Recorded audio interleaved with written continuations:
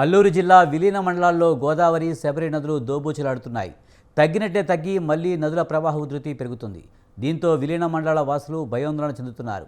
కూనవరం మండలం పోలిపాక వద్ద భద్రాచలం, కూనవరం ప్రధాన రహదారిపై వరద నీరు చేరింది. ఆంధ్ర, తెలంగాణ రాష్ట్రాల మధ్య పలు గ్రామాలకు రాకపోకలకు అంతరాయం ఏర్పడింది.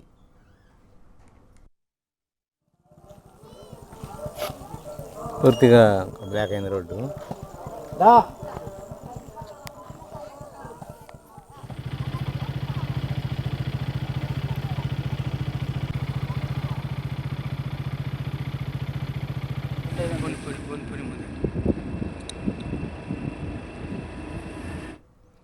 కూనవరం శబరి గోదావరి సంగమం వద్ద 41 అడుగుల వద్ద ప్రమాదకర స్థాయిలో వరద ఉధృతి ప్రవహిస్తుంది.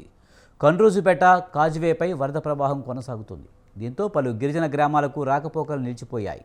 326 జాతీయ రహదారిపై తగ్గినట్లే తగ్గి మళ్లీ రహదారిపై వరద నీరు చేరుతుంది. పలు లోతట్టు ప్రాంతాలలో రహదారులను వరద నీరు ప్రవహిస్తుంది. చింతూరు వద్ద 30.5 అడుగుల వద్ద వరద ప్రవహిస్తుంది. ముకునూరు వద్ద విఆర్పురం, చింతూరు ప్రధాన రహదారిపై సోకిలేరు వాగు ప్రవహించడంతో 2 మండలాల్లో సుమారు 45 గ్రామాలకు రాకపోకలు నిలిచిపోయాయి.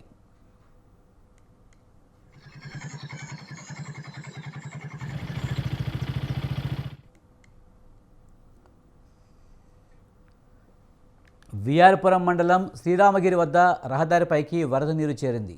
మండల కేంద్రం నుండి పలు గ్రామాలకు రాకపోకలు నిలిచిపోయాయి.